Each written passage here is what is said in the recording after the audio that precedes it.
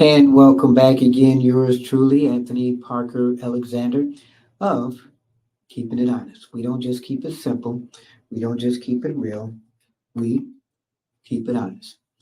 And if you watched the program before, I thank you for watching. If it's your first time, okay, well, this is what you need to know. We try to put things in a Parker twist. We try to get the left side, try to get the right side. And at the end of the day, you may not like what we give you, but at least you will respect because we give you the truth from all sides. You have any questions or comments, you can email yours truly. It's parkerman2011 at gmail.com, parkerman2011 at gmail.com. Telephone number is 216 702 3718. 216 702 3718. Little bio on me again. Been doing media for over 20 something years, was doing mainstream, got into streaming, and found out in the streaming world, you do get a lot of information, true, false, facts, just like mainstream. So, what I tell you, use us all as cliff notes, you get our information, and then you read it, and hopefully you get the truth. Don't just listen to one program. Look at all, read. Don't believe everything you see on the internet. Don't believe all the clips because you do have AI. But when you do find somebody you think you can trust, then tune into that person, like yours truly. Thank you very much for my promo. Any questions, guests you'd like to have on the show, things that may be taboo? Let me know. We'll talk about it. We'll put it on. I'd like to thank you for hitting the like button. Make sure you do. If you're watching this in replay, hit the like button, subscribe. We keep growing. And if it wasn't for you guys, we would not be here. I love talking to people on my phone. Let me get my phone real quick. Because on this phone, I am able to talk to so many people that leave messages as far as some of the programs that we do. And we have our little community threads. I'm going to tell you sometime about some of the messages that people have left on here. It's interesting, it's great. I appreciate the support. I thank you. So this show, not too long ago, whether you like him or not, former President Donald Trump appeared at the National Association for Black Journalists, NABJ.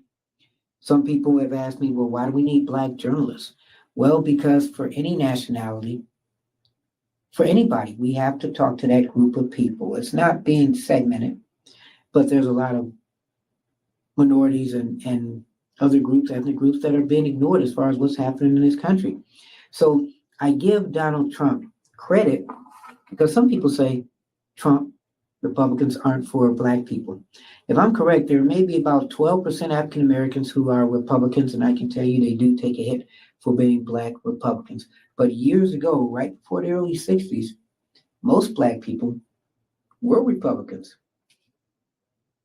I'm not going to tell you about that. I'll let you guys look that up.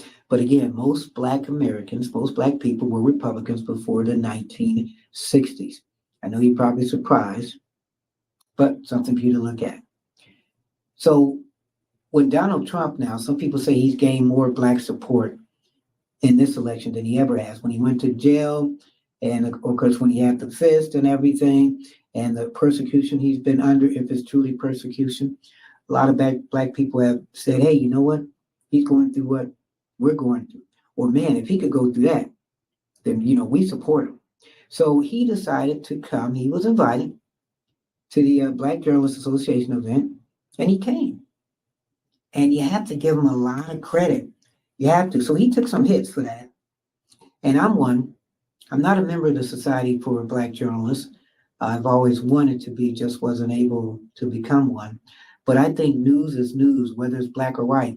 And there is a difference between black and white, but still news in the basic is news. So if I show you this, and I show you this, what color is this pen, this highlighter? It's yellow.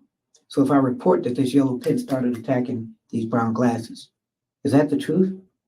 Or is it, well, this pen started attacking these glasses?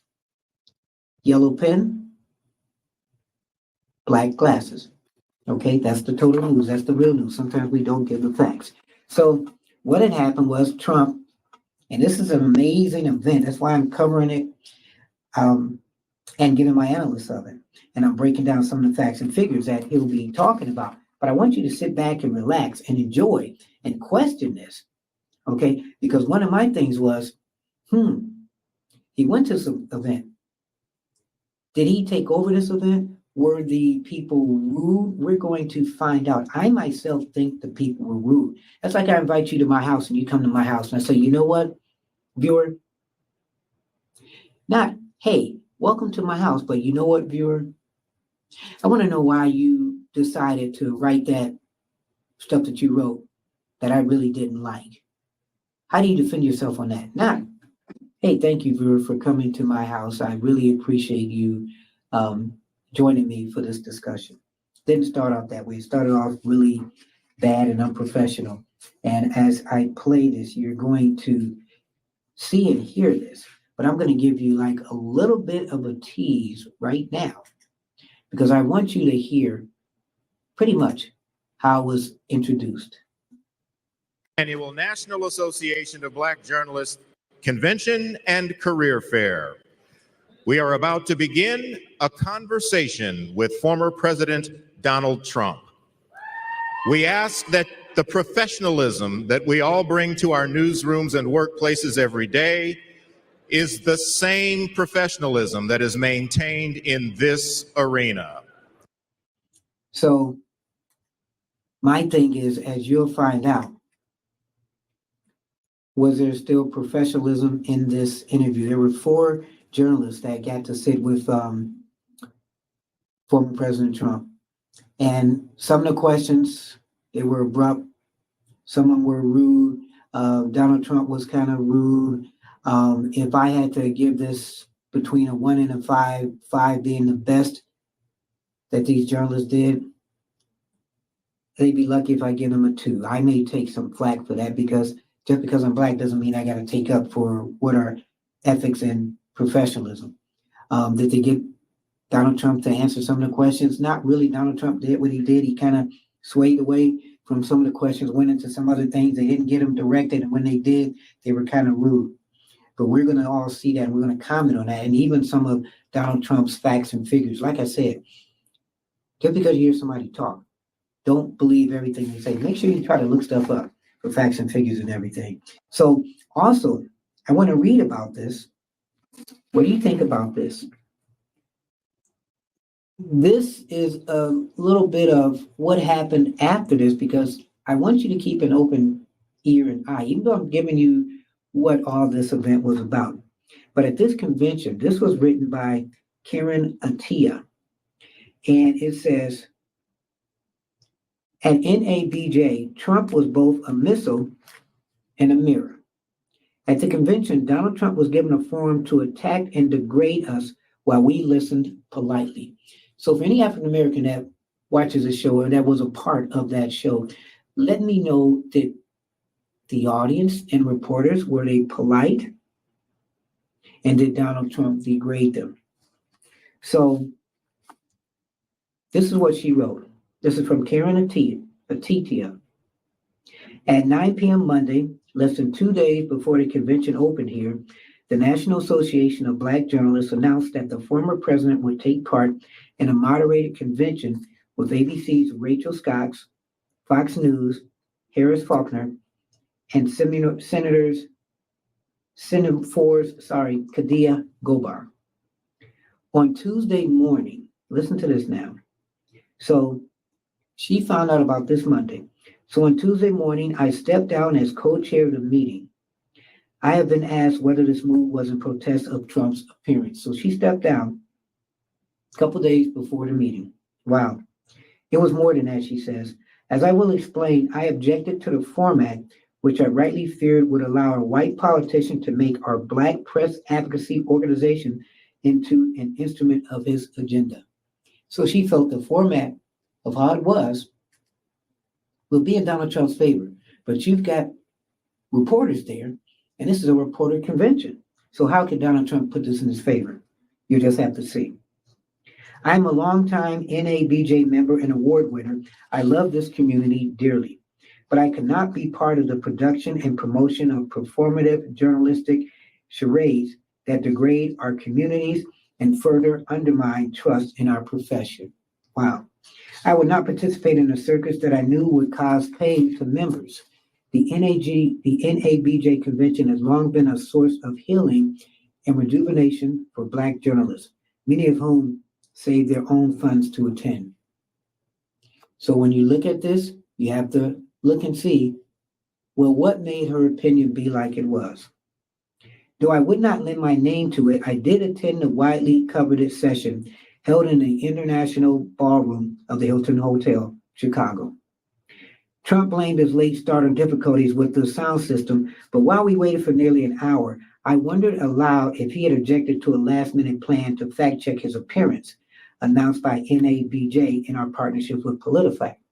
One thing I do like about this, PolitiFact did fact-check what he was talking about, and we're going to talk about that when we start this. I knew this would amount to spitting water on a raging dumpster fire. Ultimately, the fact-checking was only on their website and X and not live on TV or in the room. More importantly, not to Trump's face. Yes, because they did say, as you were here, that they were going to put it on screen. You'd be able to see it, hear it, whatever. And I didn't see or hear any of it, but we're going to do some fact-checking as he's talking. Trump immediately set the tone by attacking Scott over a first question, which very reasonably asked why a man who, among a litany of race-baiting offenses, hosted the notorious white supremacist Nick Fuentes to dine with him at Mar-a-Lago, should be trusted with Black votes. So why should he be trusted? Throughout the session, he returned again and again to the mean Scott, even blaming her for the acoustics in a room built in 1927. Fact-checking does nothing with Trump. So they're saying the room was bad. He's saying your sound system pretty much sucked. For a good part of the past 8 years, many of us have criticized our white media peers for both satirism, false equivalence, and allowing the spread of demonstrable lies. Beyond Trump, we criticize the normalization of racist and anti-Black voters under the guise of asking the tough questions. NABJ, as an organization, issued statements over the years about the harm Trump posed to Black journalists, specifically to Black women journalists. And there have been some Black women journalists who have been verbally attacked by Donald Trump. We'll talk about that later, too. So I was surprised, she says, to see a number of Black journalists defend the decision to give Trump this forum, citing NABJ's tradition of hosting presidential candidates, as if these are normal times. But why not give the organization credit for letting Trump even come here? And Trump even coming to decide, you know what, I'm going to sit in front of these Black journalists and the Black community. I know the flack that I take as far as Black people, but I think I've been good for Black Americans. So maybe he was sure of himself, but you have to give him credit for being there anyway. So no serious journalist believes that Trump should never be interviewed. That's good. But it is hardly progress for Black journalists to question him in the same pragmatic format that our white peers have tried unsuccessfully for nearly 10 years. So is there a different way to interview Donald Trump from a Black perspective to a white perspective? I think there is, because there are different things in our society that affect Black people that don't affect white people. Go to your churches sometimes. If you go to a church, big white churches don't necessarily talk about the same things in their community that may affect small Black churches. Something to think about that. Was the criticism really about journalistic efforts and harm to the Black community? Or were some of us more upset all along that we weren't getting the same access they were to be pawns in his fact-fee spectacles? And my thing is, you look at the Biden here. What press color is to blame for letting him be around to preside over our country when you can see that he's had some physical and mental deficits? Black or white media, who's at fault? All you guys. So she says now, when it was over, meaning the event, attendees left deflated and angry. Trump's appalling attacks on Vice President Harris, specifically over her Blackness, and his berating of the Black women journalists on stage, had turned a conference that is supposed to be a respite into an attempted humiliation. To make matters worse, NABJ leadership turned down an opportunity to hear from Harris through a remote appearance, which would have given her a chance to balance the horror show. So Harris supposedly did have a chance to be there, as you'll find out, but was she there? What hurt the most, perhaps, was the way Black journalists sidelined ourselves in the process. In that packed ballroom were hundreds of seasoned Black journalists eager to ask tough questions that focus on the Black community. Think about that big a place. Black journalists from all over, they have a chance to ask Donald Trump questions. How long was this event? Did they have a chance to ask those questions? Did they leave satisfied? We're going to find out. But we saw no alternative but to sit in silence that could easily be taken for respect, not protest, not boo, not challenge. I heard too many people say that if they shouted the truth, they might at worst lose their jobs or at best attract attention from security. So you're a Black journalist and you feel that you will lose your job and the event is taking place at a Black journalist convention. Are Black people that scared to ask questions that they can't even ask questions with Black journalists? Wow. What was supposed to be the beginning of a conference of empowerment left many of us feeling utterly powerless and embarrassed. Wow. And this is from a journalist. And she goes on. I'm just keeping it honest. That's what we do. We did not hear any questions about Black maternal mortality, reparation, Black immigrants, or foreign policy in Africa and the Caribbean. And I can say, as you'll see, was there time to ask all those questions? Or did Trump maneuver that time? Trump was asked only one question about Sonny Macy's horrible death at the hands of Illinois police and used his answer to try to back away from his intentionally provocative past statements on blanket immunity for police. And whose fault is that? Remember, you're in a room with Black journalists or journalists, period. As Black voting rights are being eroded, there were no questions about his recent comments to Christians telling them they won't have to vote anymore if he is elected. Yes, he just said, I'm not a Christian. I just want you to go out and vote. Just do it now. You want to do it for another 4 years. He took a little heat on that, but not enough, I think, from Christians. I've even have aired clips on that. If he is elected, okay, he just says they won't have to vote anymore. Instead, we got multiple questions about his running mate. Is this the most pressing concern of the Black community? J.D. Vance, are we worried, African-American community, more about J.D. Vance as his running mate than we are of other things affecting the Black community? Then again, Black community journalists were not at the microphones. None of the moderators represented Black-owned, independent, or Black local media outlets. And why is that? Maybe there wasn't enough time. I don't know. But it was mainstream media, pretty much, that were asking questions to Donald Trump from the Black community. I worked at small Black outlets, so I know. In that sense, the event essentially perpetrated the same exclusion and disrespect to historically Black media and Black issues that we associate with white systems.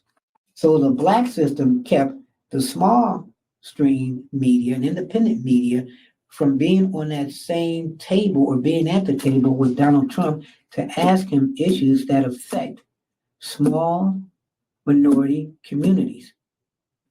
But yet we had the big African American conglomerates representations asking those questions. Here we go.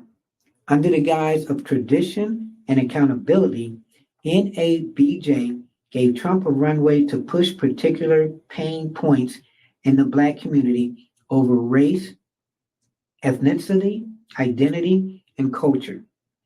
Instead of talking about policies that affect Black voters, the avalanche of post-event headliners has to do with Trump's warped view of who counts as authentically Black. I have seen mainstream white commentators say that the Trump spectacle was useful to them, that they learned more about Trump's bigotry. I have seen headlines saying the event was combative, when if anything, the moderators were overtly differential. Now, I think it was kind of combative and it was unprofessional. You'll find out. On the right, commentators praised Trump for his supposed courage in speaking to a black audience. I do too, but then why should you be applauded to speak to black people? Why should you be applauded to speak to any type of people? Well, maybe to the ones that may dislike you. Again, he's getting maybe about 14% of the vote. I think the last time he ran, he got 6%. So he's growing. There are blacks who really support Donald Trump. I have questions, she says. After more than 10 years of this, going back to Trump's exploration of a fake controversy over Barack Obama's citizenship, how much additional black humiliation must we stand while others learn about Trump? Wow. Why are black people expected to take pride in our restraint and composure in the face of such dishonesty and disrespect? But think about this, dishonesty and disrespect. Did we know that Biden was looking and acting like he was these past couple years? If media didn't tell us, was it a responsibility of black media to tell us? Come on, media. I mean, I've seen it for years. I know so many people have seen it for years. Biden walking, and I'm not being a Trump supporter. I'm just saying he's in office representing the people, the American people, black people, white people, all people. And this is what you can give us? And you think we're blind only because that debate, if they didn't have that debate with Trump, where he started messing up meaning Biden, would we be talking about a President Kamala now? Probably not. So, we can't blame just mainstream media. We can't just blame white media. If we're African Americans and we're questioning the importance of African Americans in the country, then NABJ journalists, maybe it's your fault too. Just keeping it honest. Why are black people expected again to take pride in our restraint and composure in the face of such dishonesty and disrespect? At what point does a celebration of our professionalism and dignity turn into yet another form of conditioning us to take white abuse laying down? Well, then that's where black journalists stand up and stand up for the black community. Get some cojones. This is not what we came to Chicago for, she says. We did not come to the historical home of the vibrant black press, the domain of Johnson Publishing, of Ebony Jet, the Chicago defender of activism, of activists and journalist Ida B. Wells, to allow ourselves to be degraded. I'm reading it so quick because this is cold reading. I forgot Chicago. Man, legendary place. Jet magazine, Johnson Publishing. Wow. So you're there and you're feeling like, man, we're not really doing anything. For the sake of what? Access, relevance, fame for white audiences, for racial rage bait and political sound bites. This is why Trump's mission of a visit should be a mirror, a moment of reflection for NABJ and for black journalists everywhere, especially those of us in corporate media. We need to think about why we do this work and who we do it for. Otherwise, we will turn tradition, access, and both sides into new shackles for the information age. And this again was Karen Atita. Hopefully I got that right.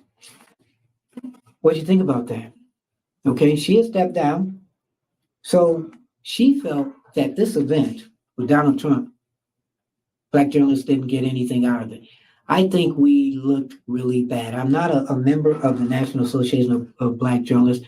I would love to be. If anybody is watching this, please contact me. I'd like to have you on the show. I'd like to talk to you about your job of being a black journalist. Is it different from just being a journalist? So we're going to watch this show and we're going to do an analysis about it. We're going to fact check. We're going to do some of the things that they weren't able to do, not because they were bad, but because they just weren't able to do. So I'm going to give you facts as they're talking. You're watching Keeping It Honest with yours truly, Anthony Parker Alexander. We're doing a Parker twist. You would like to contact me, telephone number is 216-702-3718, 216-702-3718, meaning text, voicemail. Email address, parkerman2011@gmail.com, parkerman2011@gmail.com. Hit the like, share, subscribe button.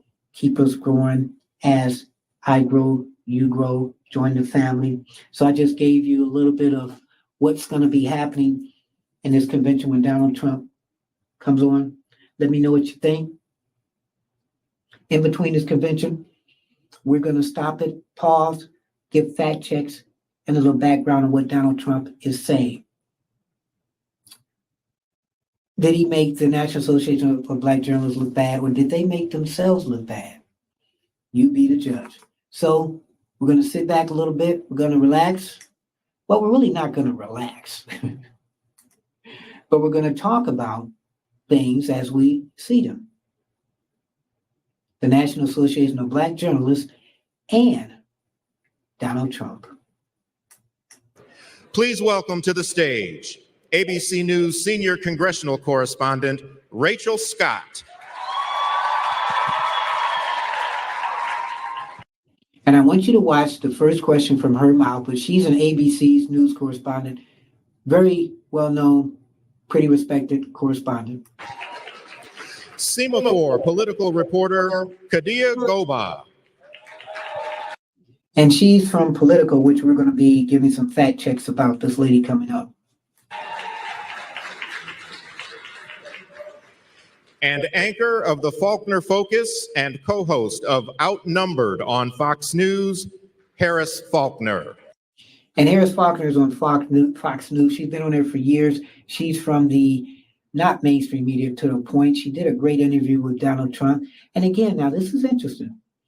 National Association of Black Journalists, I don't think they noticed that, but the mainstream is the lady from ABC News in the blue. And not mainstream, but still in media, is Harris Faulkner, who mainstream don't really look at Fox as really being a media. They really look at them as being a supporter of Donald Trump.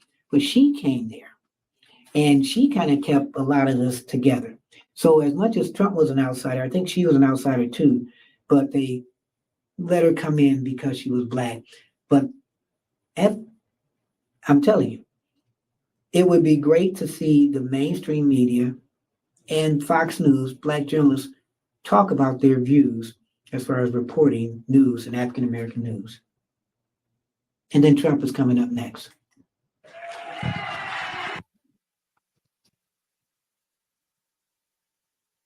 NABJ. Mic's on? Hear me? There we go. Test, test, test. Good afternoon, NABJ, and welcome to a conversation with former President Donald Trump.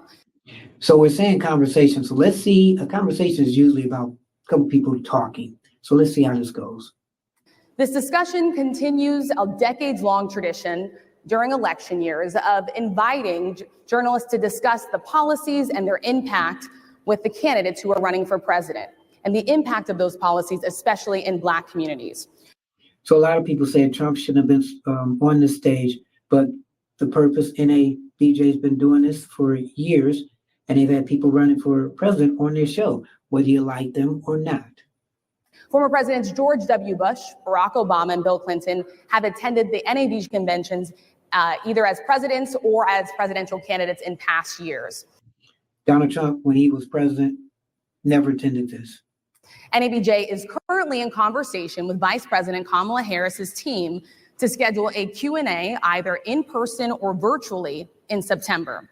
As journalists, we use opportunities like these both to inform our reporting, but also to help voters understand the choices that they face in a consequential and historic election year. NABJ has partnered with PolitiFact to fact check this conversation in real time. And as you notice, there was no real-time fact checking, so we're going to fact check it as the show's going on. But again, they just said Kamala will be on there in September, so we'll see how that goes. You can access that feed on social media using the hashtag NABJFactCheck. Again, the hashtag is NABJFactCheck. We have a lot to get to, and we do not want to waste any time. So let's bring out the former president of the United States, the Republican nominee for president, former President Donald Trump. So here we go. He's coming to their house. Give me your opinion.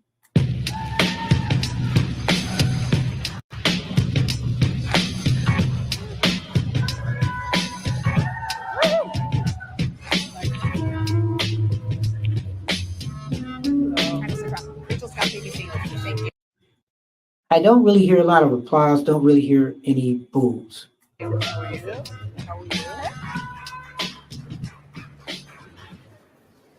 Mr. President, we so appreciate you giving us an hour of your time.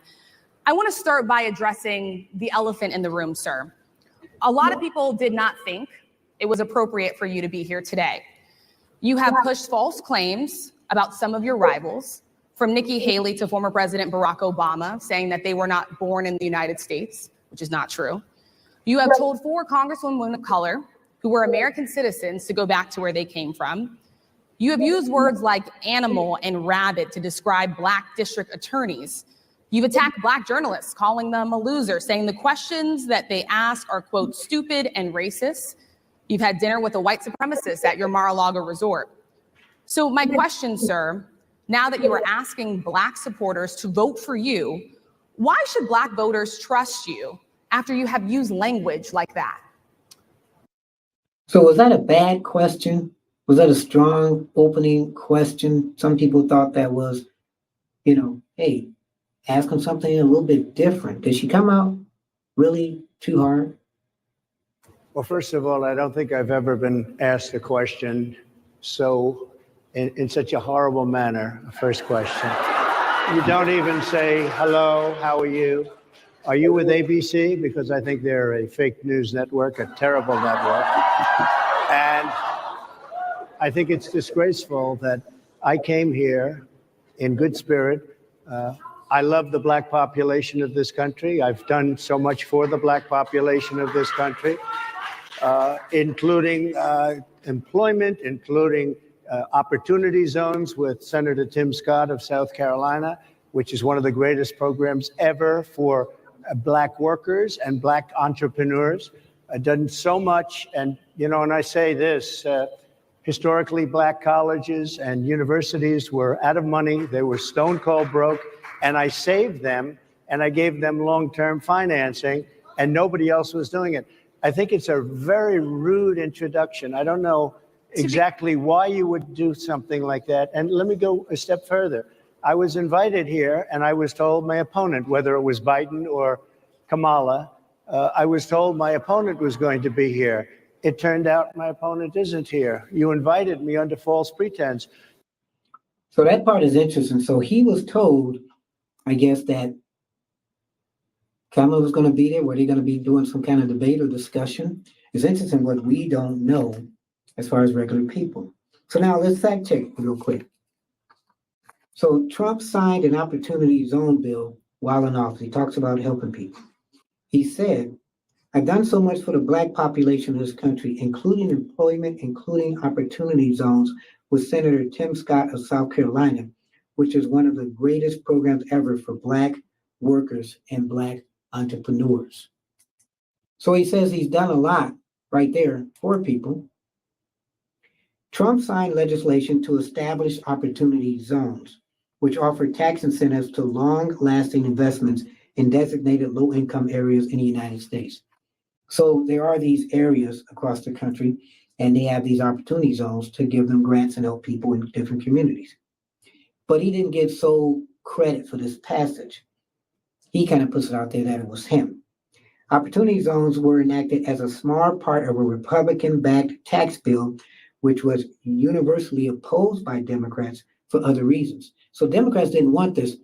But, sometimes people don't want things because they add too many things on it. So if they say, we're going to give you a tax bill to save you money on prescription drugs, and you're like, for it. And they're like, okay, Democrats, look, but this is what you got to do. If you sign this off, you're going to get like the tax bill for drugs. But then we also want you to support this bill that you don't want to do. But if you want this drug bill to pass, you're going to have to take away off it too. So the Democrats didn't want this. Maybe there were other things in there that they didn't want. So the Republicans pretty much backed this bill. They got the opportunity zone. So a more complete range of support for the specific opportunity zone is the original bill promoting the concept. Now that bill attracted co-sponsorship from 36 Democrats and 45 Republicans. So the first time they did this bill, everybody supported it. Not everybody, but some did. So subsequent research has questioned how effective the program has been. This opportunity zone, how has it been? They say low-income tracts did not experience any increase in startup investment. So they're saying from the study, it didn't really make a difference. The paper concluded that designation has generally failed to achieve the stated goal and that the serious concern about its municipality to favor specific investors are warranted. So it's still being determined how this opportunity zone bill really has been. So again, like I said, you got to look for yourself when somebody says something. So we just fact checked that what Donald Trump said, and now we're learning that Kamala Harris was supposed to be at this conversation with Donald Trump.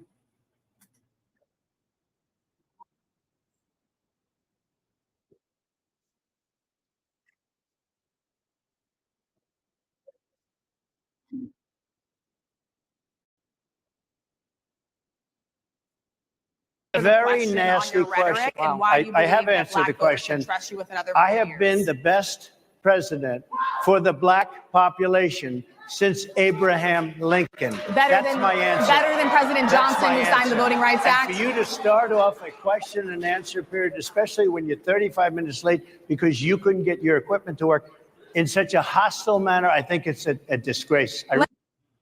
Okay, so he says right there that he's been the best president for African Americans ever. So do you agree, Barack Obama, that he has been the best one ever? Wow. I want to hear something, people, text me, email me, let me know if he has been the best ever. You're watching Keeping It Honest with yours truly, Anthony Parker Alexander, as we talk about this convention that had Donald Trump there so far.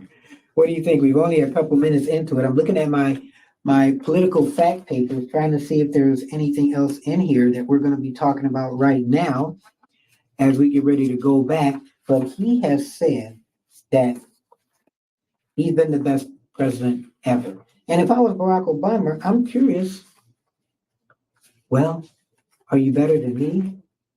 Makes you think. I don't know. Why come the best? Why come the black media hasn't really stood up and said anything about that? Wow. So you're watching Keeping It Honest with yours truly, Anthony Parker Alexander. This is about to get even more heated. Let me just ask a follow-up, sir, and then we'll move on to other questions here. Some of your own supporters, including Republicans on Capitol Hill, have labeled Vice President Kamala Harris, who is the first Black and Asian American woman to serve as vice president and be on a major party ticket, as a DEI hire. Is that acceptable language to you? And will you tell those Republicans and those supporters to stop it? Okay, real quick, to DEI hire. Diversity, equality, I forgot the word, and inclusive. I'm sorry about that. Was Kamala Harris a DEI hire? I look at it again, I've said this before. Joe Biden was losing pretty bad when he was running. He had South Carolina coming up. Senator Claiborne came up to him and said, look, you're losing, dude. I can help you out. But if I help you out and I put my name to your face and I promote you, if you win, I need you to put some Black people in office. Maybe I need you to make, vice presidential candidate, African American, put them in office. Maybe that could have been a backdoor deal. We do have backdoor deals. I know this for a fact. I've run for Congress, so I can tell you the truth. As far as politics, I run for politics, other different positions too. There are backdoor deals. So maybe they made a backdoor deal because Biden won South Carolina, and then he just started winning. He was on his way of losing. It would have been Trump then. Okay, second term. So after he won, did he put Kamala in office because she was an African American? He promised that to people. A lot of people think so. Whether you're Black or white, do you think that she's a DEI? Something to think about. We have to admit it. Okay? Was she a quota? Was she something to appeal to Black people? Well, don't know, but do know that she was vice president, and now she's running for president. How do you define DEI? Go ahead. How do you define it? Diversity, equity, inclusion. Okay, yeah, go ahead. Is that what your definition? That is Give me a literally the definition words. then. Would you give me a definition DEI. of that? Give me a definition. Sir, of I'm that. asking you a question, No, a you have very to direct define question. it. Define it for me if you I would. just So, Mr. Trump, come on. I mean, it looks like you know what it is. It seems like you're stalling. You know you're getting her frustrated. defined it, sir. Do you believe that Vice President Kamala Harris is only on the ticket because she is a black woman? Well, I can say no. I think it's maybe a little bit different. So I've known her a long time indirectly, not directly very much. And she was always of Indian heritage, and she was only promoting Indian heritage. So right there, he kind of got off what she asked. He didn't answer the question. He's going into her heritage, her background. But what's that got to do?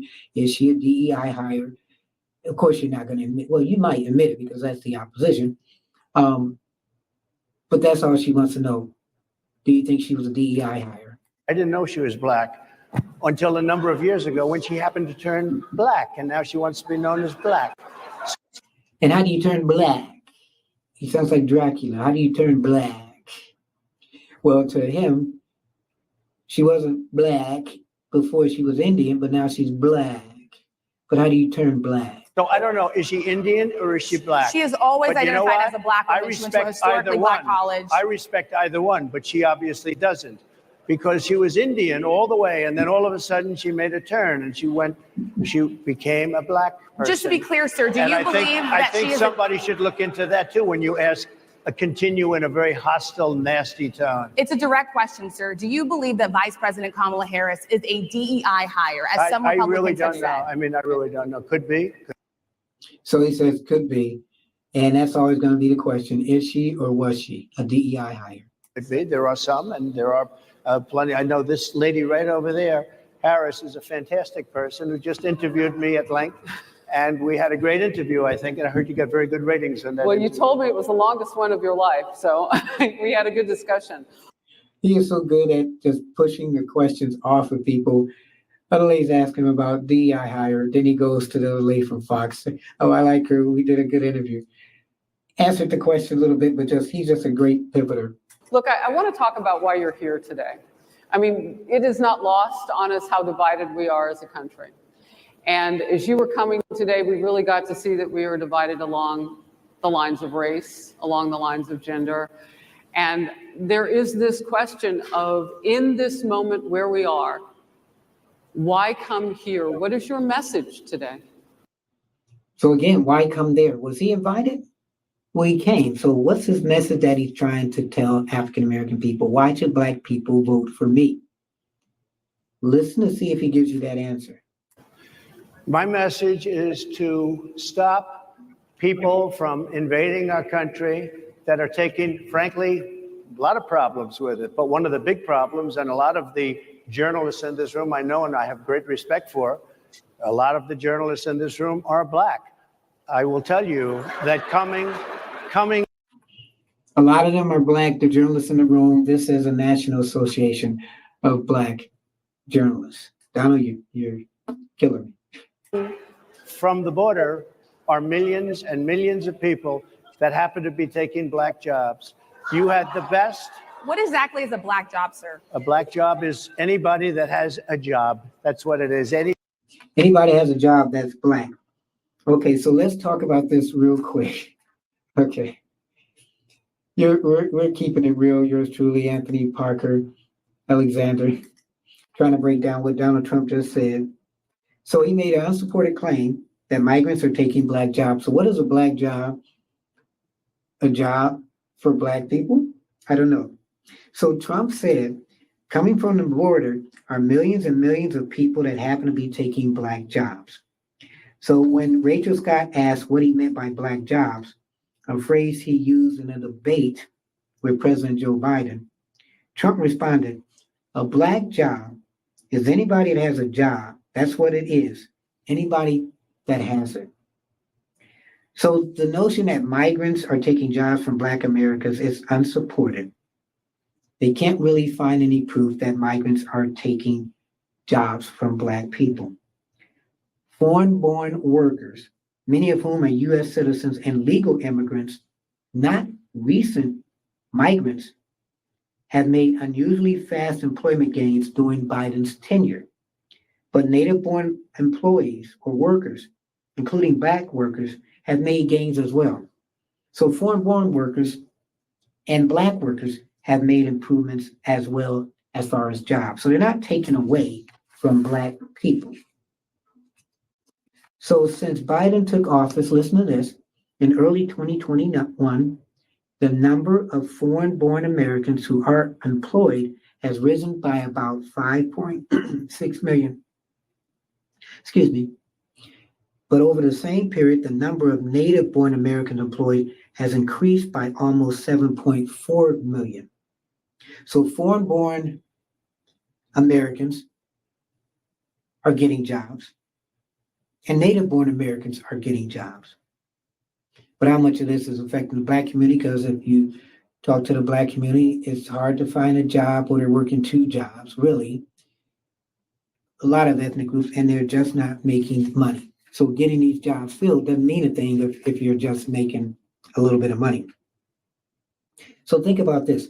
If foreign-born workers were eating into Black workers' opportunities, it would show up in unemployment rates. That means as foreign-born workers get more jobs, that means Black Americans would have less jobs. Also, the unemployment rate for native-born workers overall under Biden is comparable to what it was during the final two pandemic years of Trump's presidency. So the 2 years before his pandemic presidency is comparable to what's happening now in Biden's years.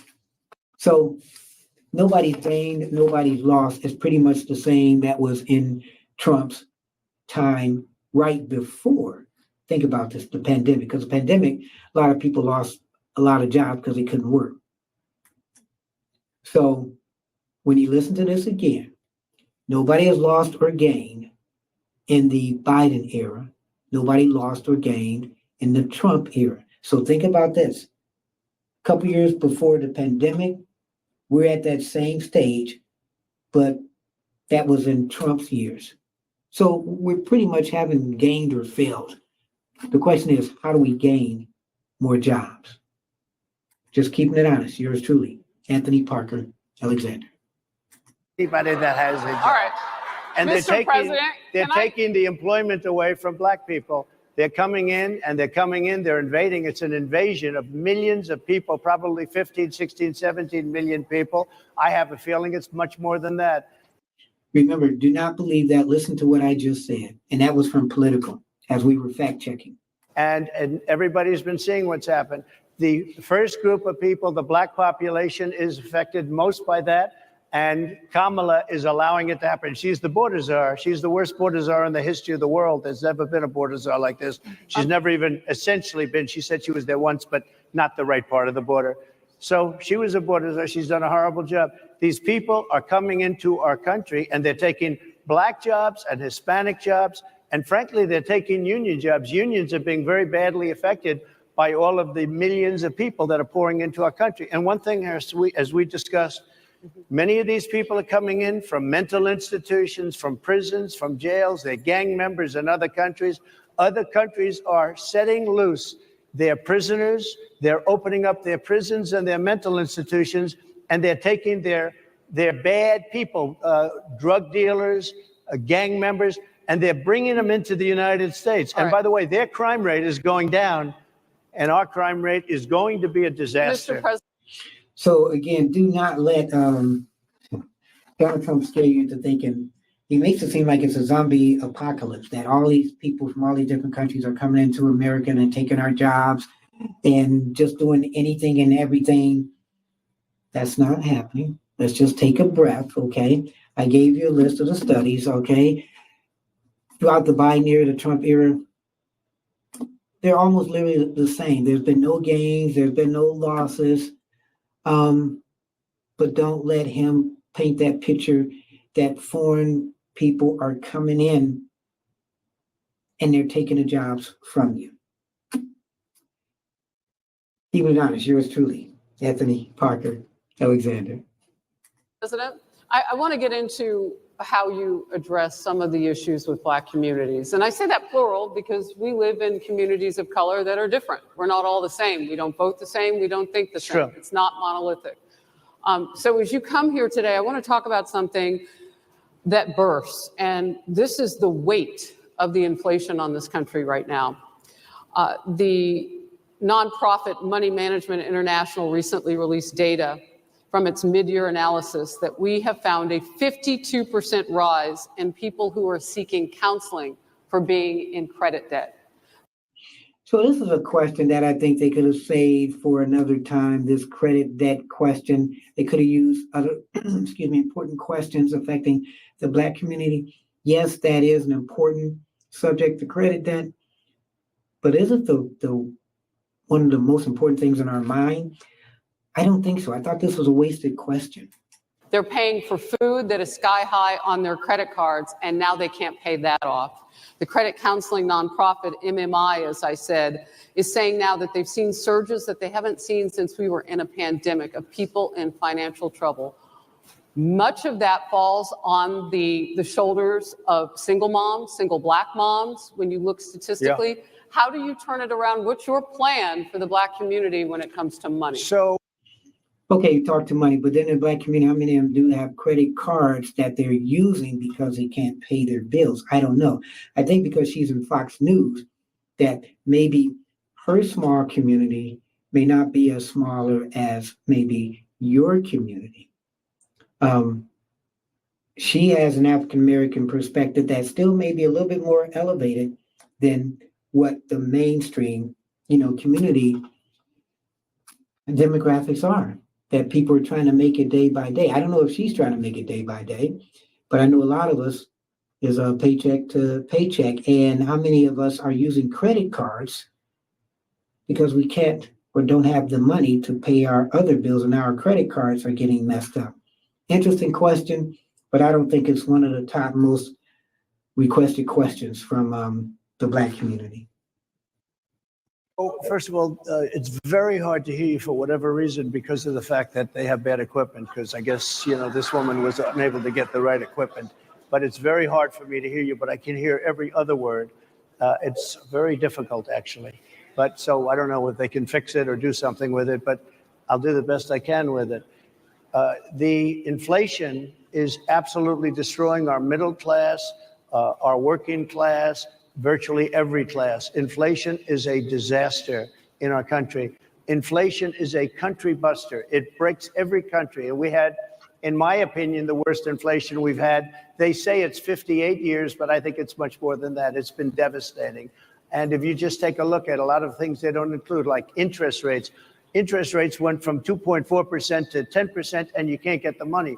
People can't buy houses. They no longer have the American dream. Young people, young Black people, they don't have the American dream anymore. They can't buy a house. They can't borrow the money because of the cost of the money.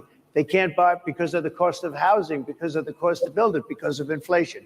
Inflation is a disaster, and it's destroying our country, and it's destroying the Black community probably as much or more. So what do you do? Than any. What's your plan? You know what we have to do? We have to bring down the cost of energy, and that's going to bring down the cost of inflation. This was all started with a bad energy policy by Joe Biden. By the way, just if I might, I was running against a man named Biden. You probably saw that. And he was losing very badly in the polls. And then he had a rather bad debate. I would say it was a bad debate. I would say it was one of the worst debates in history. And his poll numbers crashed. And instead of saying, let's keep going and maybe something happens the other way, they said, oh, we're going to replace him. Let's just replace him. That's like you're in a fight, a prize fighter's in a fight. He's not doing well. You say, let's bring in another fighter. So our whole campaign was steered toward him, and now we have to steer it toward him. But ultimately, it's the same because they have bad policy. They have policies of open borders, unbelievable open borders, horrible energy policies. They want to get rid of as you say, gasoline in cars. They want to get rid of oil. They want to get rid of efficient heating. Mr. President. Environmentally, what they're doing is killing our country. So yeah, so what is he talking about? Now he's rambling on, and they're letting him ramble on. Not an important question, but it's giving him a chance to sideline what she asked. They're trying to reel him in now, though. They're absolutely destroying our country, but the inflation is the thing that's hurting the black worker, the black population, and every other population within our country. Inflation is the worst it's been, I think, in over 100 years, and they'll fact check it. They'll say it's only 58. Whatever it may be, they don't add all the numbers. They don't add the really bad numbers, and you can check that too. But inflation, Harris, is absolutely destroying this country and the people in our country. Yes. Yeah, well, inflation, yes, because no matter if it was 50 years, it's the highest. It matters now. It's inflation, no matter what. Everything's gone up except our wages. Mr. President, can I ask you another question Yes, that is also impacting Black Americans? And that's very clear now. Good. I'm sorry? It's very clear. I hear you. Okay. So Sonia Massey, someone from Illinois, an unarmed Black woman, was shot the other day in her home by a deputy sheriff. The deputy has since been charged with murder. You've said police would get immunity from prosecution if you win. Why should someone like that officer have immunity? Good question, because this recently happened, so they're putting this out there. It's way better than that financial question. It could have just kept that financial question. But this Massey incident, listen to Donald Trump and see if he knows what it's about, because he's going to kind of push it off. But I said he's good at that, but you really have to listen to what he's saying. In your opinion? Immunity? Immunity. I don't know the exact case, but I saw something, and it didn't look good to me. And he's running for president of the United States, so he doesn't know about this situation. And should basically these police or this police have immunity? It didn't look good to me. Are you talking with the water, right? Yeah, well, police. Police unions are not backing this person either. Okay. But again, why would? They're going to be charging the officer. I guess they're charging the officer. So why should he receive immunity? Well, he might not. I mean, it depends. It depends on what happens. I'm talking about people that are much different cases than that. We need people to protect ourselves. And by the way, in Chicago, as an example, a few weeks ago, July 4th weekend, they had 117 shootings and 17 deaths. Nobody wants that. Nobody wants that. We need to have our police officers have the respect and dignity back. In this particular case, I saw something that didn't look good to me. I didn't like it. I didn't like it at all. So can you get a little more specific back to the immunity question? Yes, because he didn't answer the question. He went off about other killings. Should police get immunity? Who would make those Well, right now, for the most part, people are protected by their unions, by their police unions, or by their police departments. But I'm saying if I felt, or if a group of people would feel that somebody was being unfairly prosecuted because the person did a good job maybe with crime or made a mistake, an innocent mistake. But what if it wasn't a mistake and they killed somebody and was on tape blatantly that police did something? Then should they get immunity? That's pretty much what her question is. The big difference between being a bad person and making an innocent mistake. But if somebody made an innocent mistake, I would want to help that person. What would those exceptions be? What would determine you an go innocent after mistake? Somebody and it's a very close call and it's very dangerous. And they have the policeman's life and woman is a very difficult thing because sometimes you have less than a second to make a life and death decision. And sometimes very bad decisions are made. They're not made from an evil standpoint, but they're made from the standpoint of they made a mistake. So I want to follow up really quickly. I find it interesting because you do talk about reining in prosecutors, especially when it comes to prosecutors that are prosecuting you. Why doesn't that skepticism apply to law enforcement? Well, I've been prosecuted because I'm a political opponent of two people that have weaponized our justice system.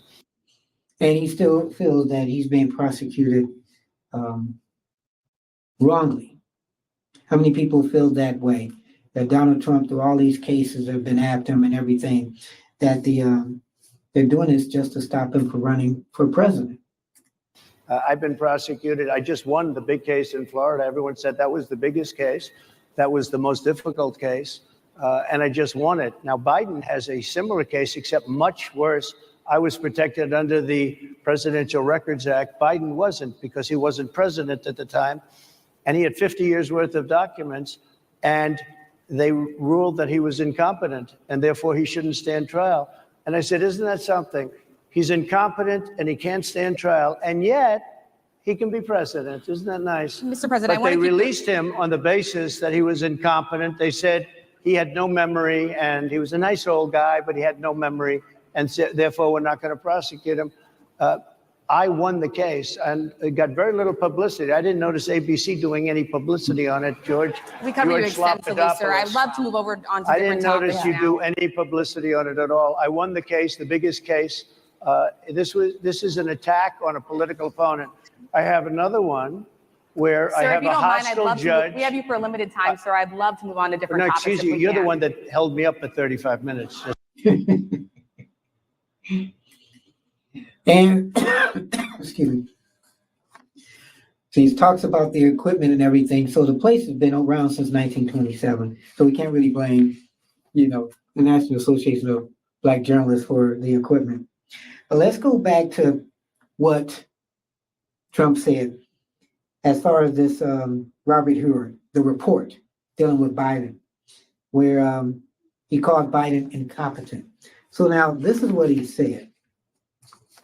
Trump said special counsel Robert Hur in his report into President Joe Biden's handling of classified documents that Biden was incompetent and therefore he shouldn't stand trial, and questioned Biden's ability to be president. So this isn't what the person said. This wasn't what special counsel person Robert Hur said, even though Trump said it was. He didn't say he was incompetent and therefore he shouldn't stand trial. That's what Trump has said. That's inaccurate. His report, Hur's report, it made references to Biden's poor memory, writing that his memory was specifically limited or significantly limited during interviews with the special counsel. Hur said it was one reason he declined to prosecute the president, was that his memory was significantly limited. Well, you know what? If I'm about to be prosecuted, you're about to be prosecuted, you're probably going to be significantly limited too in your memory. Legal experts told PolitiFact that the report didn't declare him incompetent to stand trial. That's a legal term meaning people don't understand the nature of the proceedings or cannot help in their defense. So he's not incompetent. He understands what's happening. Okay? They just said he was significantly limited. The experts said the report also didn't say Biden was unfit to run for office. The special counsel wouldn't have a way to ascertain this. So he didn't say he couldn't run. He just said that he was significantly limited. So remember again what Trump is saying. Whatever Trump says, any politician says, like I said, use them as cliff notes and go check it out for yourself. So now we're trying to refocus with these journalists on what they want to ask Trump. Just so you understand.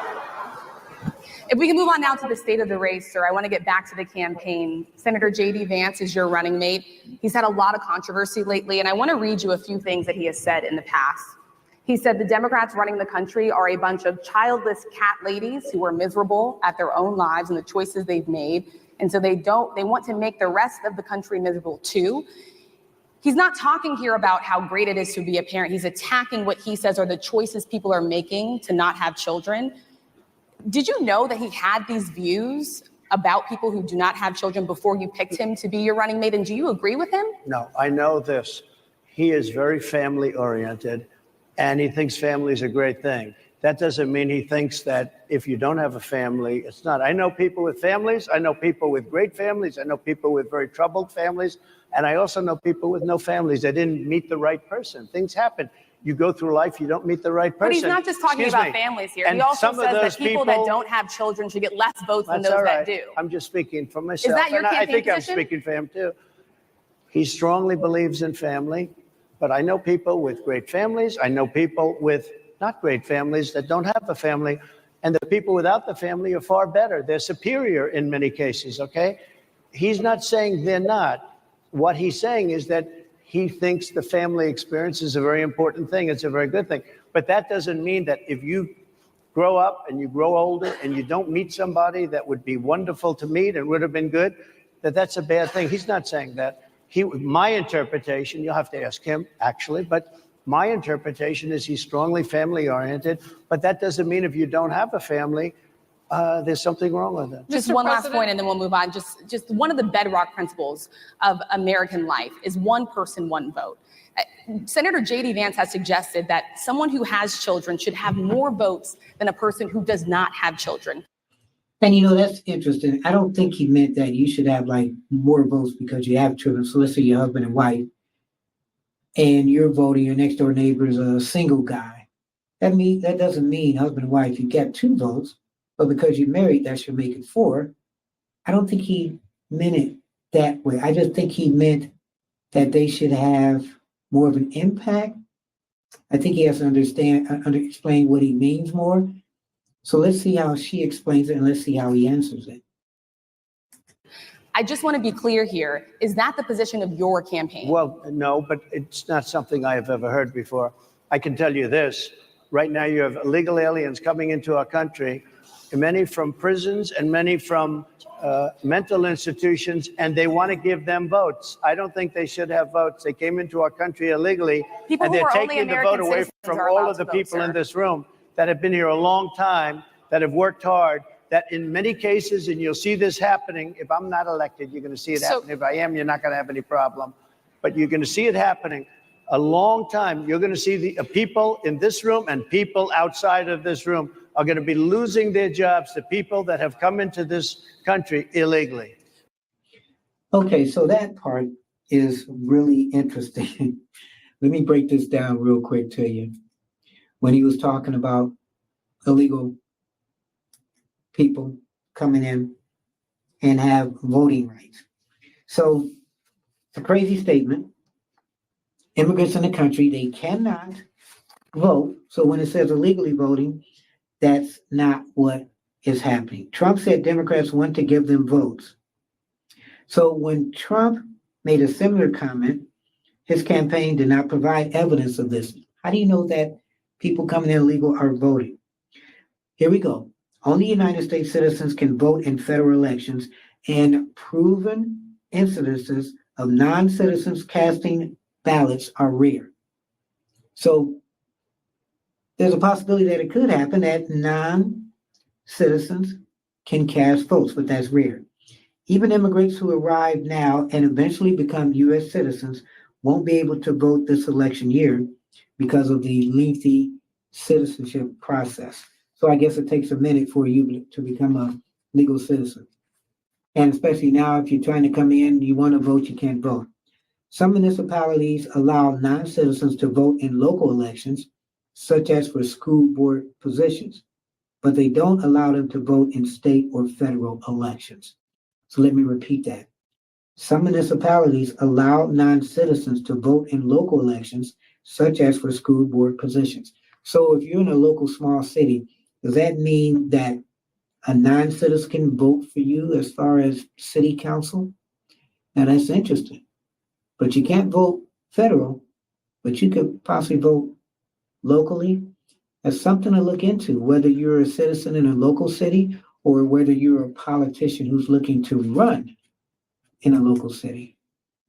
So that answer is yes and no. Can non-citizens vote? Yes and no.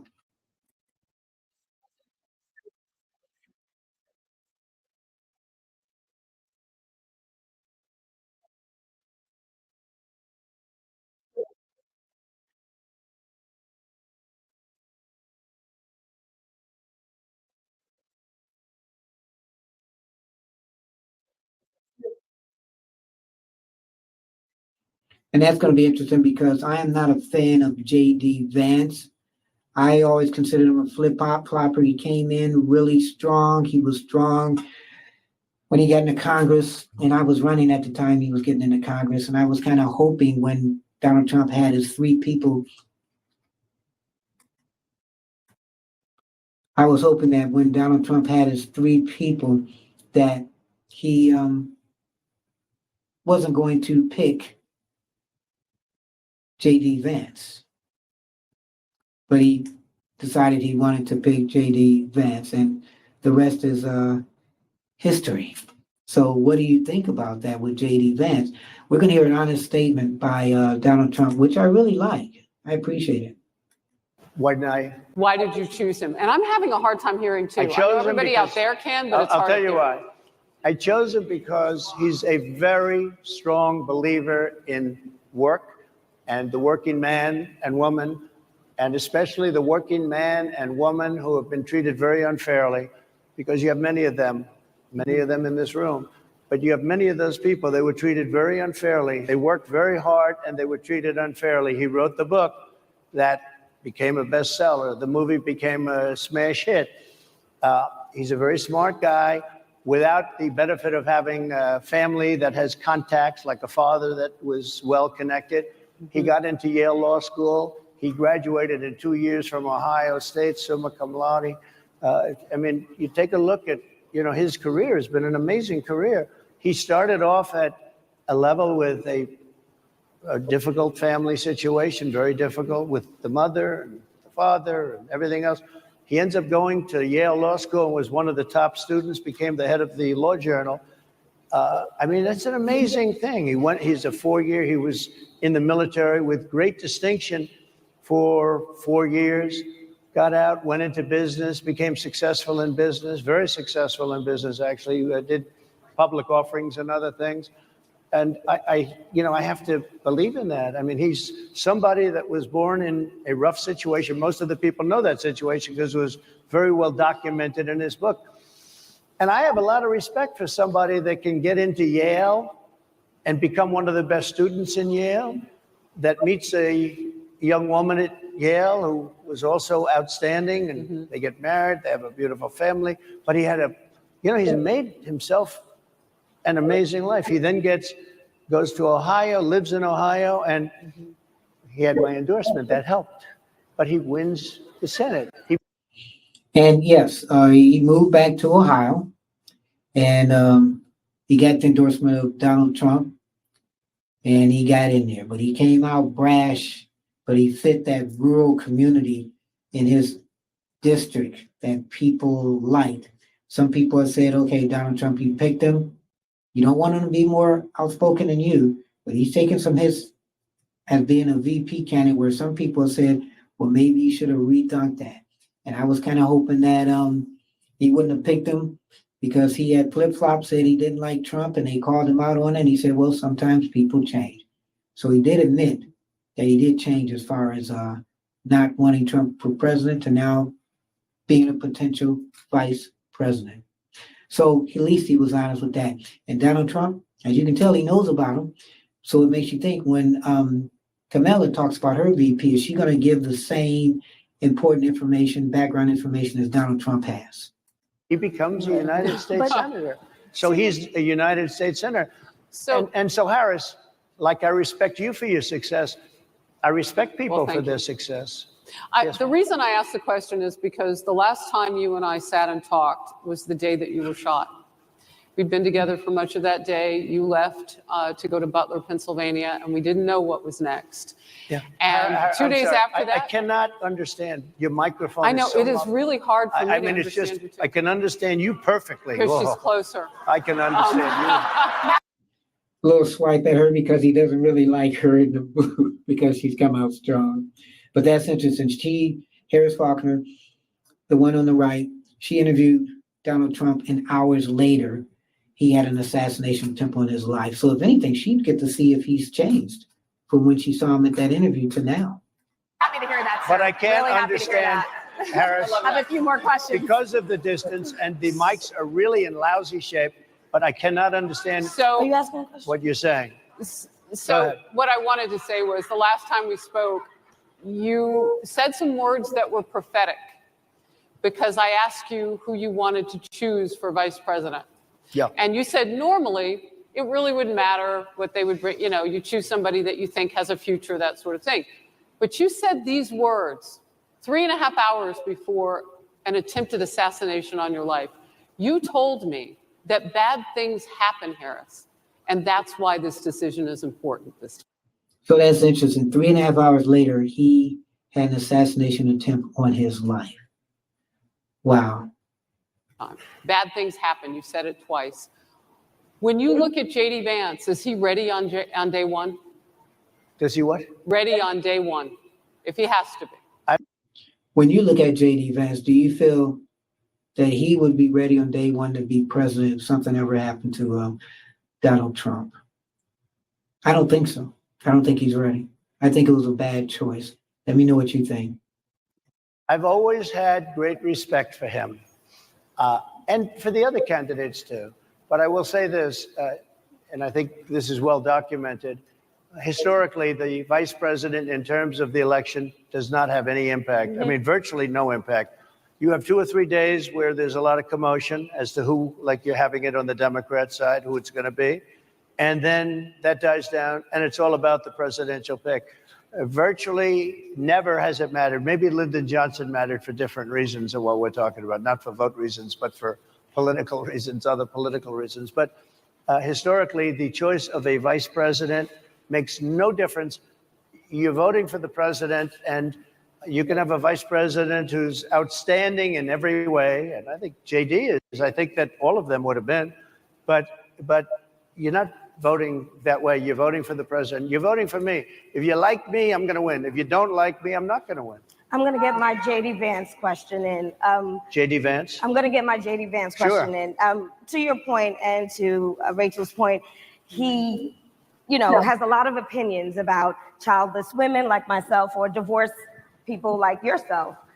Do you think, well, I mean, my point is here. But it was said in a friendly manner. My point is, do you think the Republican Party is getting a little bit too judgy about people's lives when you think about abortion or when you think about what J.D. Vance is saying? I don't think, look, I think that the Democrat Party is really the one that has the problem. I think they're radical on abortion because they're allowing abortion in the 9th month. They're allowing the death. I think it's they're about allowing freedom, the right? death of a baby after the baby is born, based on Sir, the that's governor illegal of Virginia. in every state in the country. Based on the governor of Virginia, Executing a they're baby in allowing the every death state of in the country baby is illegal. after it's born. It's a They're crime. allowing abortions in the 8th and 9th month. Well, of Democrats pregnancy. have denied. I think they're right.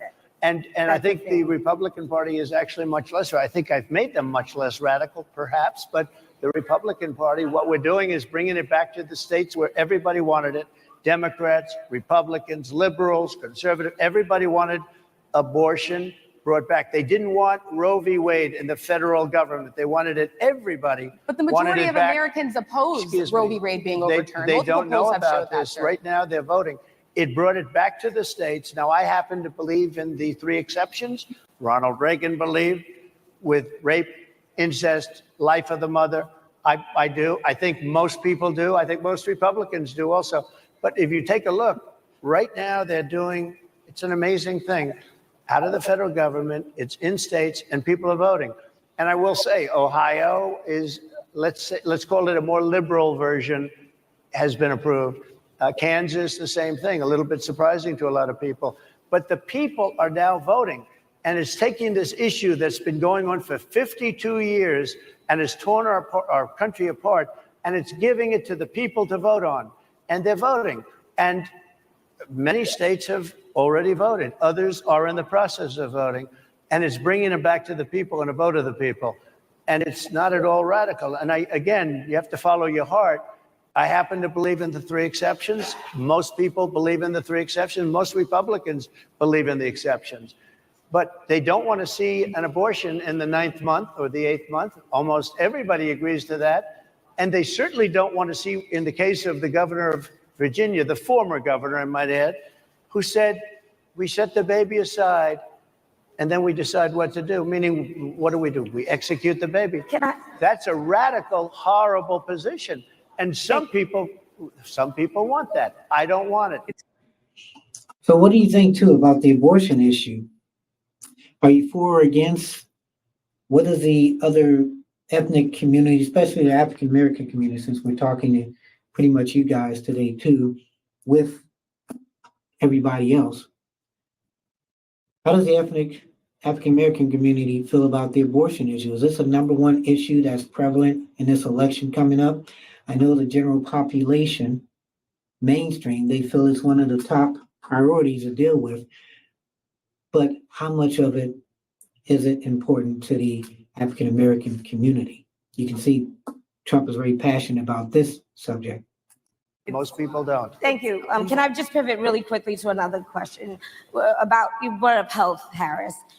You're an active man.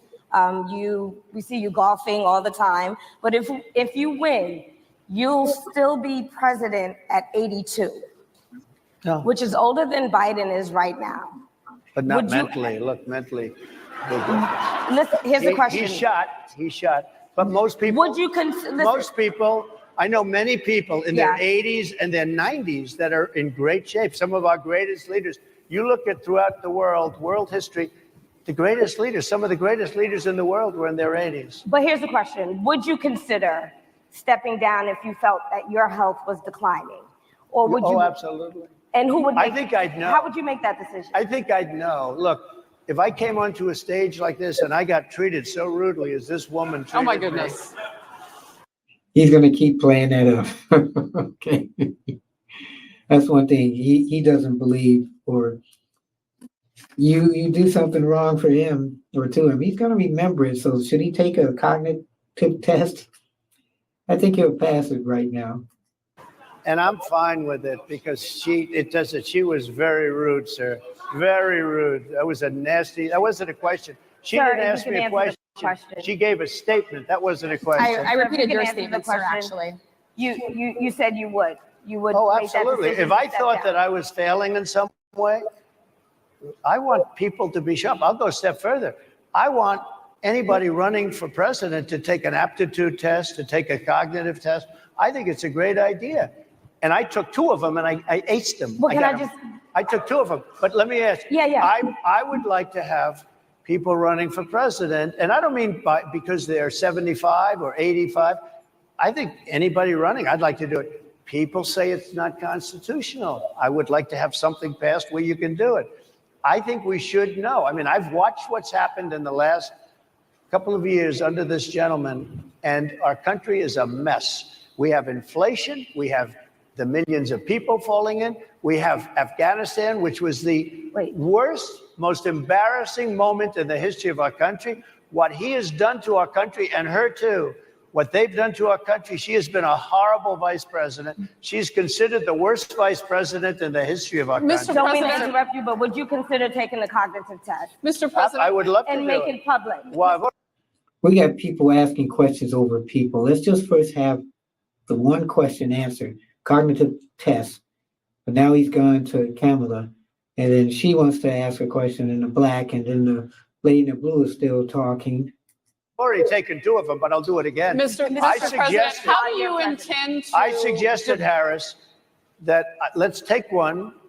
I said, Joe and I will go and take a cognitive test. Now, I'd do it with her too. I would do it with her also. You know what? She failed her law exam. She didn't pass her law exam, so maybe she wouldn't pass the cognitive test. Okay, so now let's fact check this law exam thing. You're watching Keeping It Honest with yours truly, Anthony Parker, as we're doing fact checking with the law exam. He has said that a couple of times, that she didn't pass her law exam or bar exam. So fact check. Vice President Kamala Harris, she passed her bar exam, but not on the first try. So she did pass that. After being asked whether he would take a cognitive test, Trump said, Harris, you just heard it, didn't pass her bar exam, and she didn't think she would pass it, and she didn't think she was going to even take it and pass it. So let's explain this a little bit. She didn't pass her bar exam the first time, according to a 2016 New York Times profile. When she retook it, she passed and was admitted to the California State Bar in June 1990. So she did eventually pass it. She graduated from the University of California College of Law, San Francisco, formerly known as University of California, Hastings, in 1989. She served as the 32nd Attorney General of California from 2011 to 2017, and she has faced no disciplinary actions according to the California State Bar records. So she didn't pass it the first time, but she did pass her bar exam. So don't let anybody, including Trump, fool you. She did pass her bar exam.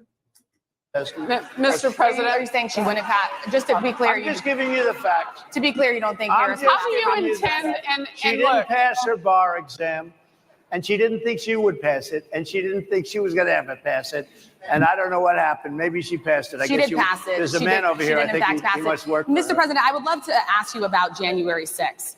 You've called yourself the candidate of law and order. Yeah. When Time Magazine asked you if you would consider pardoning all the rioters, you said, yes, absolutely. Sure. You called them patriots. 140 police officers were assaulted that day. Their injuries included broken bones, at least one officer lost an eye, one had 2 cracked ribs, 2 smashed spinal discs, another had a stroke. Were the people who assaulted those 140 officers, including those I just mentioned, patriots who deserve pardons? Well, let me bring it back to modern day. Like about 5 days ago, we had an attack on the Capitol, a horrible attack on the Capitol. You saw the people that were protesting and spraying these incredible monuments, bells, lions, all these magnificent limestone and granite with red paint, red spray paint that will never actually come off, especially in the limestone. It will never, I'm a builder, I know about this stuff. It'll never, you'll see it in 100 years from now. They viciously attacked our government. They fought with police. They fought with them much more openly than I saw on January 6th. What's going to happen to those people? What's going to happen to the people in Portland that destroyed But sir, my that question city? is on those. What's going to happen to my the question people is that on tried those to burn rioters down- who assaulted Excuse me. officers. You have to Would ask, you pardon what's those going to people? happen? Oh, absolutely, I would. You If would they're pardon innocent, those- If they're innocent, I would pardon them. They've been convicted. And by the way, the Supreme Court just well, they were convicted by a very tough system. How come the people that tried to burn down Minneapolis, how come the people that took over a large percentage of Seattle, how come nothing happened to them? So let's break this down a little bit because everybody has their different opinions as far as January 6th is concerned. Just keep it honest. Yours truly, Anthony Parker Alexander. As we do the political fact checking, this event that Donald Trump is involved in, talking to the National Association of Black Journalists. So let's go back to January 6th. So Trump's statement that nobody died on January 6th overlooks investigative findings about the incident's total. I'm breaking it down now. The injuries sustained by 140 police officers on January 6, 2021, when rioters attacked the Capitol.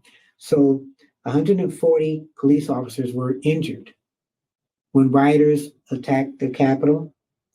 Their injuries included broken bones, Scott said. At least one officer lost an eye, one had 2 cracked ribs, 2 smashed spinal discs, and another had a stroke. So she had asked, as you just saw, would Trump pardon the supporters who climbed that building? And if you look at that, I mean, were these just people that were visiting? I mean, they were climbing it. Look at the picture. Everybody's got their own interpretation. Was black is sometimes not black to a lot of people. Okay? So they shot a young lady in the face. She was protesting, Trump said. They shot her in the face. You know nobody died that day. You do know that. That's what Trump said. As we break it down. So Trump supporter, as she, Babbitt, 35 of San Diego, she was fatally shot by a U.S. Capitol officer on January 6, 2021, after she joined the crowd that breached the Capitol. So we have to know what breach means. Okay, is breach attacking? You know, what is it to you when you see people climbing on top of the building and trying to rush in? So she was shot as she was trying to get in. So they fired one round that struck her in the left shoulder. She was transported to a hospital where she died from her injuries.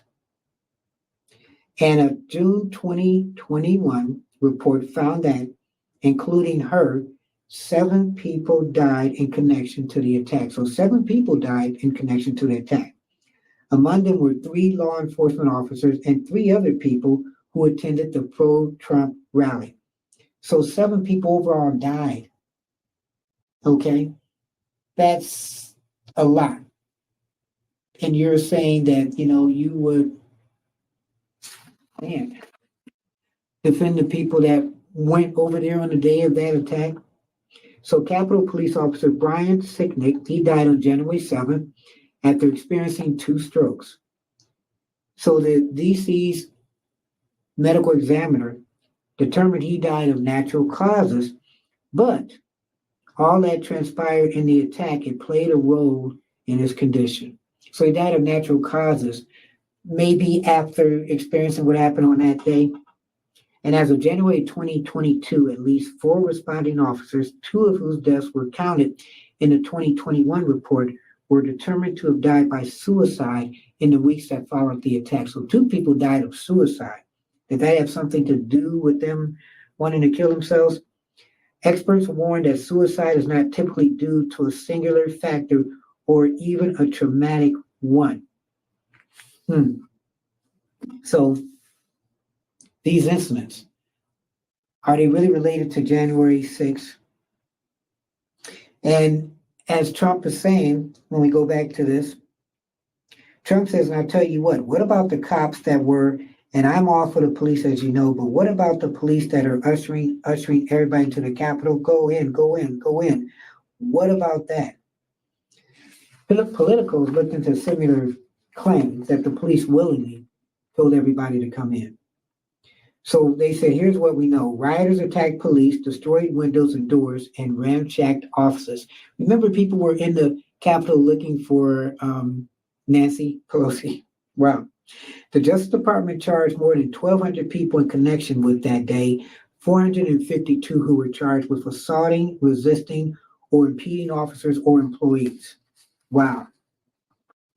And former Fox News Tucker Carlson, he claimed that Capitol Police acted as tour guides.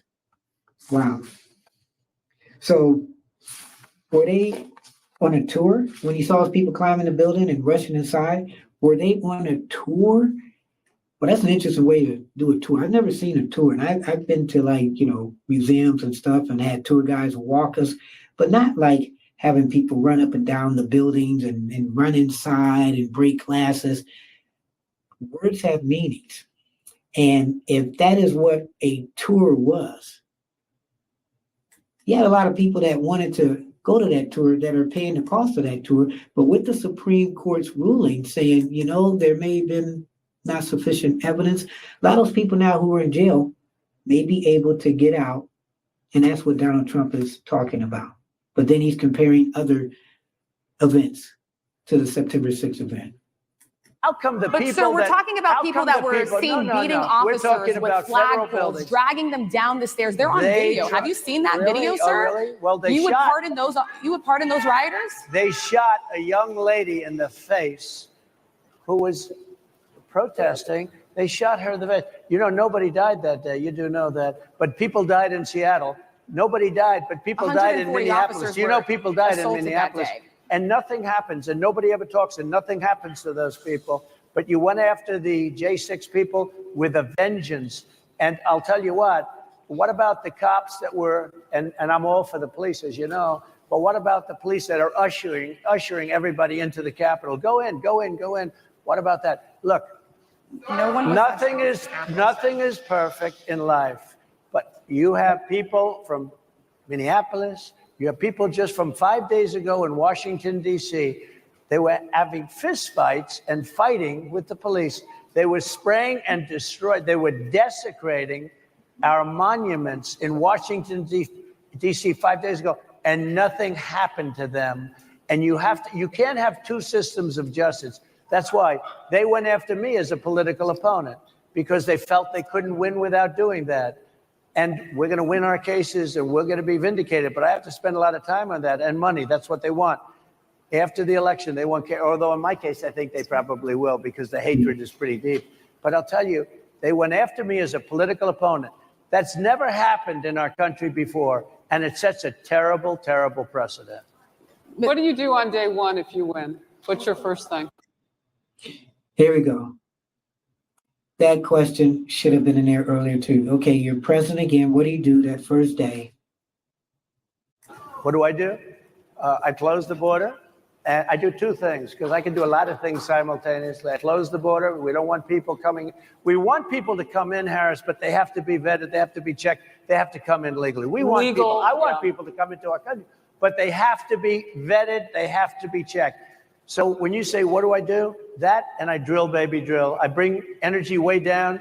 I bring interest rates down. I bring inflation way down so people can buy bacon again, so people can buy a ham sandwich again, so that people can go to a restaurant and afford it.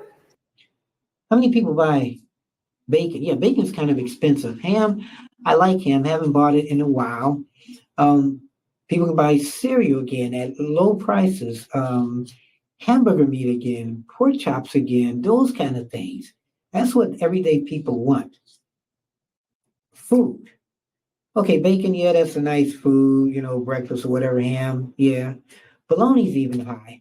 Hot dogs are high. Milk is high. You tell me something that's low. What can you do different that Biden hasn't done now? And how can you flip everything that first day? Because you do executive orders. You are an executive order man. And the thing I felt about Biden was that he could have did the same thing that you did and lowered prices for any and everything, even student loans. He could have did that. He could have executive ordered that, right?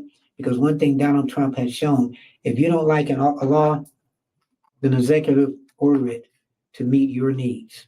Because right now, people can't buy food. Your grocery bills are up 40, 50, 60%, right?